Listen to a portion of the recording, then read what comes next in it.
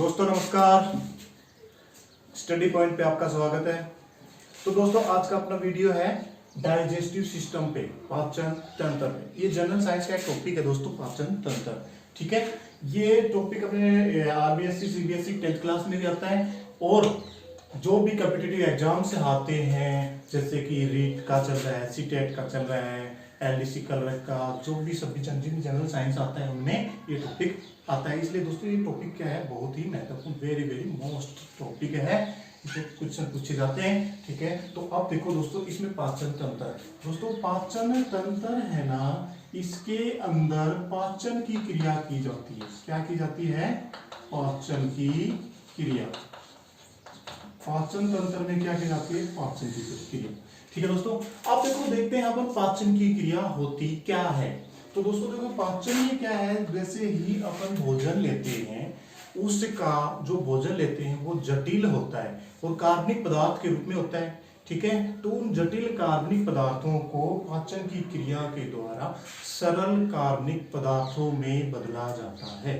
ठीक है दोस्तों, तो पाचन की क्रिया किसे कहेंगे? जटिल कार्बनिक पदार्थ, जो कि क्या है, पोषक पदार्थ है, उनको सरल कार्बनिक पदार्थों में परिवर्तित करने की क्रिया को ही अपन पाचन कहते हैं। अब दोस्तों जो पाचन है ना, उसमें जो जटिल कार्बनिक पदार्थों को सरल कार्बनिक पदार्थों में बदलते हैं, उन पदार्थों को अपन कहते हैं एंजाइम। ठीक है, तो क्या कह सकते हैं अपन पाचन को? जटिल कार्बनिक पोषक पदार्थ होते हैं, तो इसको पोषक पदार्थ ले सकते हैं। जटिल कार्बनिक पोषक पदार्थों को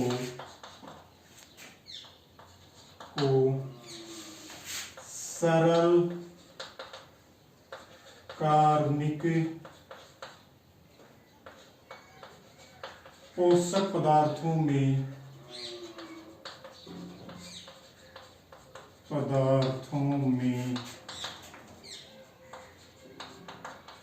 परिवर्तित करने की क्रिया पाचन कहलाती है। ठीक है दोस्तों, तो क्या होता है? जटिल कार्बनिक पोषक पदार्थों को सरल कार्बनिक पोषक पदार्थों में बदलने की प्रक्रिया को ही अपन पाचन कहते हैं। ठीक है, डाइजेशन कहते हैं। ठीक है दोस्तों, अब जो जटिल जो पोषक पदार्थ होते हैं दोस्तों, 6 प्रकार के होते हैं। देखो, एक तो होता है जिसमें कार्बोहाइड्रेट। ठीक है, हाइड्रेट। ठीक है दोस्तों, दूसरा होता है अपना वसा। ठीक है, तीसरा होता है प्रोटीन। ठीक है दोस्तों, अब चौथा अपना होता है विटामिन। ठीक है दोस्तों, और 5वां होता है खनिज लवण, और 6ठा होता है जल। ठीक है दोस्तों, तो इन जटिल कार्बनिक पदार्थों को सरल कार्बनिक पदार्थों में बदलने की प्रक्रिया क्या कहलाती है? अपना पाचन। तो दोस्तों जो अपना कार्बोहाइड्रेट है, इसका पाचन में क्या होता है? कार्बोहाइड्रेट परिवर्तित हो जाता है सरल में ग्लूकोज में। ठीक है दोस्तों, जो कार्बोहाइड्रेट का सरल रूप है ग्लूकोज, तो ये इसमें कन्वर्ट हो जाता है। तो इस प्रक्रिया को अपन क्या कहेंगे? पाचन की प्रक्रिया। ठीक है, इसके लिए कुछ एंजाइम आवश्यक होते हैं, जिनमें है टाइलिन, एमाइलेज। ठीक है दोस्तों, ये एंजाइम के लिए आवश्यक होते हैं। इसी प्रकार वसा है जटिल कार्बनिक पदार्थ, इसको सरल कार्बनिक पदार्थों में परिवर्तित करें तो ये बनता है वसीय, ये परिवर्तित हो जाता है वसीय अम्ल और ग्लिसरॉल में। ठीक है दोस्तों, ये किसमें कन्वर्ट हो जाता है? वसीय अम्ल और ग्लिसरॉल में। और इसको परिवर्तित करने वाला जो एंजाइम होता है वो होता है लाइपेज। ठीक है दोस्तों, वो एंजाइम कौन सा होता है? लाइपेज। इसके बाद में प्रोटीन। तो दोस्तों जो प्रोटीन है वो भी जटिल कार्बनिक पोषक पदार्थ है, और इसको सरल कार्बनिक पदार्थ में बदला जाता है इसे एमिनो अम्ल में,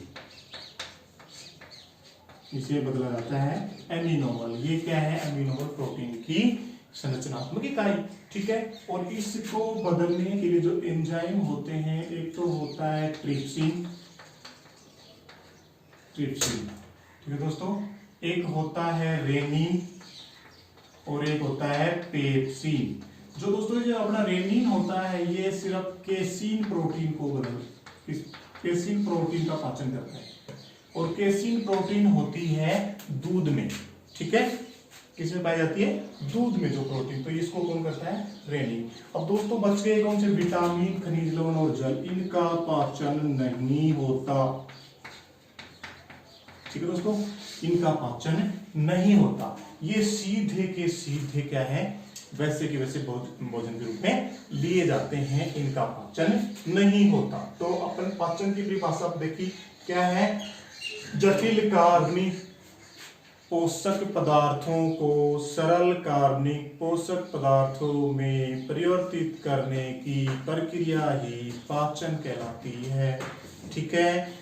और पाचन की क्रिया में जैसे कि वसा है वो वसीय अम्ल और ग्लिसरॉल में कन्वर्ट होती है, ठीक है। लाइपेज एंजाइम की उपस्थिति में कार्बोहाइड्रेट होता है, ग्लूकोज में टाइरिन एमाइलेज और टाइमिन और एमाइलेज एंजाइम की उपस्थिति में, ठीक है दोस्तों। अब प्रोटीन है वो वसीय आवाज नहीं, प्रोटीन होती है वो अमीनो अम्ल में कन्वर्ट हो जाती है ट्रिप्सिन, रेनिन और पेप्सिन एंजाइम की प्रेजेंस में, ठीक है दोस्तों। इसके बाद में विटामिन, खनिज लवण का पाचन नहीं होता। अब दोस्तों जो पाचन की क्रिया से संबंधित तंत्र है उसे ही क्या कहते हैं? पाचन तंत्र, ठीक है, ठीक है दोस्तों। पाचन की क्रिया से संबंधित जो तंत्र है उसे क्या कहते हैं? पाचन तंत्र या डाइजेस्टिव सिस्टम। अब दोस्तों जो अपने शरीर है उसके अंदर पाचन की क्रिया जिस अंग में होती है उसे कहते हैं आहार नाल, आहार नाल, ठीक है दोस्तों। तो हमारे शरीर में भोजन का पाचन जिस स्थान पर होता है उसे आहार नाल कहते हैं, एलिमेंट्री कैनाल कहते हैं। भाई वो कहाँ है डस्टर? हाँ, तो हमारे शरीर में जो पाचन की क्रिया होती है वो आहार नाल में होती है, ठीक है। तो पाचन में सहायक अंग हो गया दोस्तों आहार नाल, ठीक है। आहार नाल में पाचन की क्रिया होती है, ठीक है दोस्तों। हमारे शरीर में पाचन क्रिया इसमें होती है आहार ना, तो बाहर हो जाए, आहार नाल में पाचन की क्रिया होती है, ठीक है दोस्तों। हमारे शरीर में पाचन की क्रिया आहार नाल में संपन्न होती है, ठीक है दोस्तों। और इसके आहार नाल के अतिरिक्त पाचन में सहायक होती है सहायक ग्रंथि, सहायक ग्रंथि, ठीक है दोस्तों, सहायक ग्रंथियां। तो पाचन में सहायक होते हैं एक तो आहार नाल और एक क्या है? सहायक ग्रंथियां, ठीक है दोस्तों। तो पाचन में पहले क्या है? आहार नाल। तो पहले अपन पढ़ेंगे आहार नाल, एलिमेंट्री कैनाल, और उसके बाद में सहायक ग्रंथियां भी पढ़ेंगे। तो देखो दोस्तों पहली क्या है पाचन क्रिया में? आहार नाल, आहार नाल जिसको अपन बोलते हैं एलिमेंट्री कैनाल, ठीक है दोस्तों। आहार नाल या एलिमेंट्री कैनाल, ठीक है दोस्तों। ये जो आहार नाल होती है ये होती है 9 से 12 मीटर की, ठीक है। इसकी लंबाई होती है 9 से 12 मीटर की, ठीक है दोस्तों। आहार नाल की लंबाई होती है 9 से 12 मीटर की। देखो आहार नाल कैसी होती है? तो दोस्तों पहले शुरुआत में आहार नाल में जो भाग होता है उसे बोलते हैं बक्कल कैविटी। क्या बोलते हैं? Buccal cavity. इस टाइप की होती है बक्कल कैविटी। ये हमारा शरीर मान लो मुंह है और इस प्रकार ये क्या है, बक्कल कैविटी। ठीक है दोस्तों, ये बक्कल कैविटी पीछे की ओर जाकर ग्रसनी में खुलती है। किसमें खुलती है, ग्रसनी में।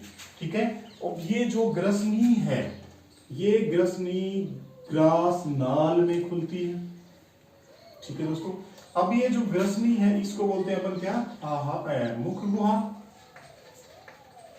गुहा। ठीक है दोस्तों, इसमें दांत पाए जाते हैं और एक जीभ पाई जाती है और लार ग्रंथियां पाई जाती है। ठीक है, इसके बाद में आहार नाल के बाद में मुख गुहा के बाद में जो भाग आता है उसको बोलते हैं ग्रसनी। दोस्तों ये जो ग्रसनी है ये पाचन तंत्र और श्वसन दोनों के लिए क्या है, दोनों में काम आती है। ठीक है, पाचन व श्वसन दोनों में सहायक। ठीक है दोस्तों, इसके बाद में जो आहार नाल का भाग होता है उसे बोलते हैं ग्रास नली। ठीक है दोस्तों, क्या बोलते हैं, ग्रास नली। ये ग्रास नली दोस्तों आगे की ओर जिस भाग में खुलती है उसे बोलते हैं अपन आमाशय। उसे बोलते हैं आमाशय। ये भाग फूला हुआ होता है ग्रास नली का, इसको बोलते हैं अपन आमाशय। ठीक है दोस्तों, तो पहला भाग क्या हुआ, मुख गुहा, आहार नाल का, दूसरा ग्रसनी, तीसरा ग्रास नली, चौथा हो गया आमाशय। ये आमाशय आगे की ओर, ये जो अपना आमाशय है ये छोटी नाल में, छोटी आंत में खुलता है। इस प्रकार से एक आंत होती है जिसको क्या बोलते हैं अपने, छोटी आंत। दिख रहा है ना यहाँ तक, तो ये है छोटी आंत्र। और इस छोटी आंत्र के साइड में एक अवशेषी भाग होता है, इसको अपन बोलते हैं क्या, वर्मीफोरम अपेंडिक्स। ठीक है दोस्तों, ये छोटी आंत इस अपेंडिक्स की जगह से बड़ी आंत में खुलती है। ये खुलती है बड़ी आंत में। ठीक है दोस्तों, इस प्रकार से ये बड़ी आंत होती है।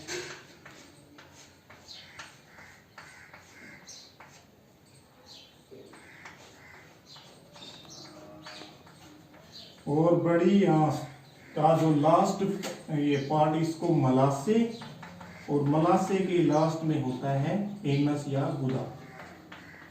ठीक है दोस्तों, इसको बोलते हैं अपन छोटी आंत। इसकी लंबाई, आहार नाल का सबसे लंबा भाग छोटी आंत होता है दोस्तों, और इसकी लंबाई लगभग 7.5 मीटर होती है। ठीक है, और बड़ी आंत है इसकी लंबाई लगभग 1.5 मीटर होती है। ठीक है दोस्तों, बड़ी आंत इसकी लंबाई होती है लगभग 1.5 मीटर। ठीक है, अब इन भागों के अतिरिक्त हमारा जो ये है आहार नाल, इसमें इस साइड में एक भाग होता है जिसको क्या बोलते हैं, यकृत या अपन लीवर कहते हैं।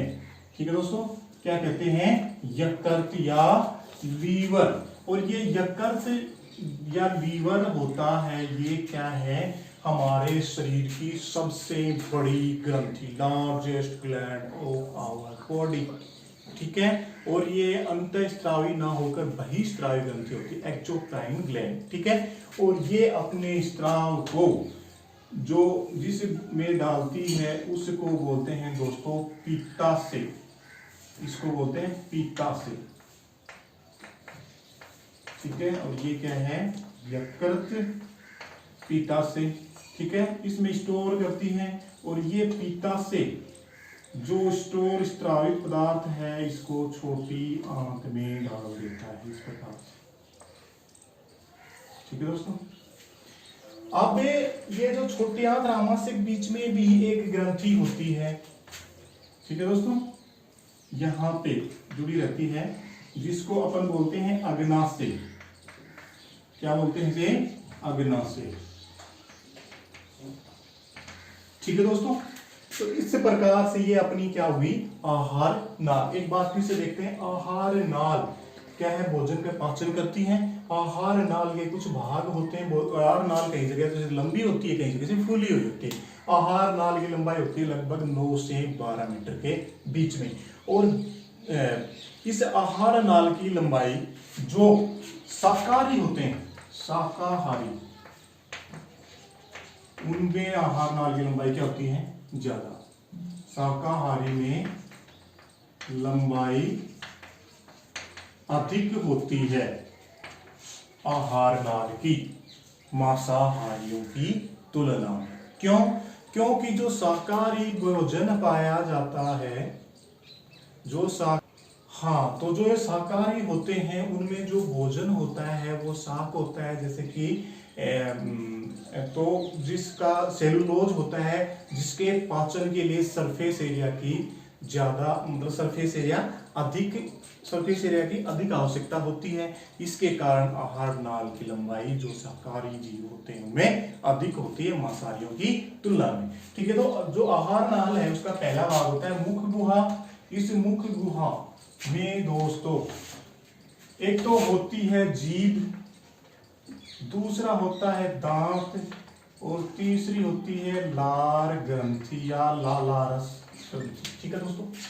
इसके बाद में ग्रसनी है ना, ये पाचन व श्वसन दोनों में सहायक है, मतलब पाचन और श्वसन दोनों का उभय मार्ग है, दोनों ही क्रिया में। जैसे कि यहाँ पे अपने नाक है, तो यहाँ से जो भोजन अपना क्या है, जो श्वसन की क्रिया में ऑक्सीजन आती है वो कहाँ पे आ जाती है, इस ग्रसनी में ही आ जाती है। और यहाँ से श्वसन की क्रिया के दौरान यहाँ पे इस श्वास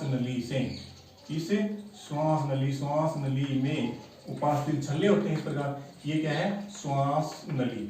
इस श्वास नली से यहाँ पे फेफड़ों में चला जाता है। ठीक है दोस्तों। और इसी प्रकार भोजन जैसे मुख गुहा से पचित होके कहाँ पे आ गया, ग्रसनी से ग्रास नली। तो ग्रसनी में पाचन की क्रिया भी हो रही है, पाचन की क्रिया के लिए भी मार्ग है, और क्या है, श्वसन की क्रिया के लिए भी। तो इसलिए क्या है, पाचन और श्वसन दोनों में सहायक होती है। ठीक है दोस्तों। अब देखो क्या होता है, सर्वप्रथम भाग है मुख गुहा। मुख गुहा के बाद में ग्रसनी आहार नाल का, तीसरा ग्रास नली, चौथा आमाशय, पांचवा है छोटी आंत, और छठा है अपना बड़ी आंत। बड़ी आंत में क्या है, मलाशय और गुदा। ठीक है, ये पार्ट होते हैं आहार नाल के भाग। ठीक है दोस्तों।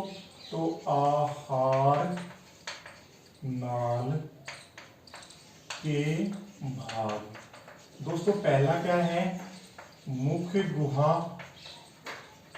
मुख गुहा में होते हैं दांत, जीभ और लार ग्रंथि। दोस्तों इसको एनसीईआरटी की बुक में लालारस ग्रंथि भी लिख रखा है, लालारस ग्रंथि।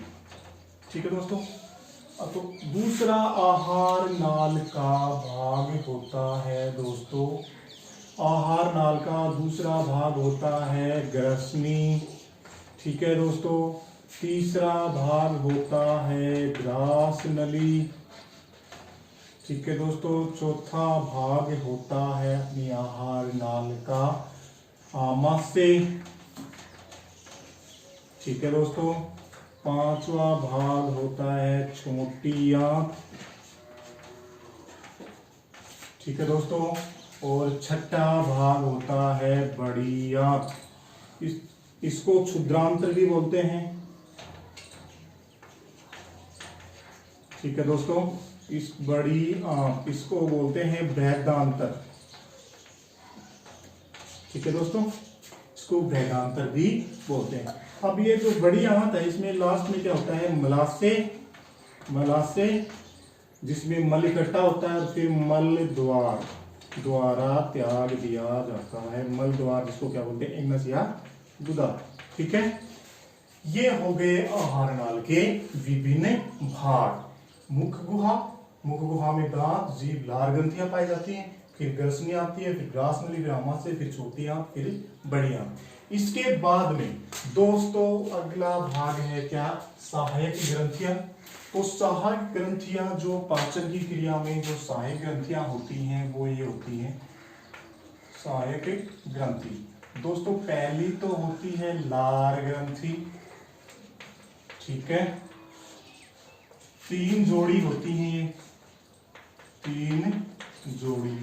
इसको पढ़ लेंगे अपन, जैसे ही मुख गुहा पढ़ेंगे तब ही इसको पढ़ लेंगे, ठीक है दोस्तों। इसके बाद में दूसरी ग्रंथि आती है यकृत, जिसको अपन लीवर कहते हैं, कलेजा कहते हैं, जिगर कहते हैं। ये शरीर की सबसे बड़ी ग्रंथि है, रक्तस्रावी प्रकार की होती है, ठीक है दोस्तों। और इसके बाद में लास्ट है अग्नाशय, अग्नाशय जिसको पैंक्रियाज कहते हैं। और दोस्तों ये अग्नाशय जो स्राव डालता है उसको बोलते हैं अग्नाशयी रस। इसे पूर्ण पाचक रस भी कहते हैं दोस्तों, इसको पूर्ण पाचक रस भी कहते हैं। और यकृत जो स्राव डालती है उसको बोलते हैं पित्तरस। क्या बोलते हैं? पित्तरस, जो कि पित्ताशय में इकट्ठा होता है।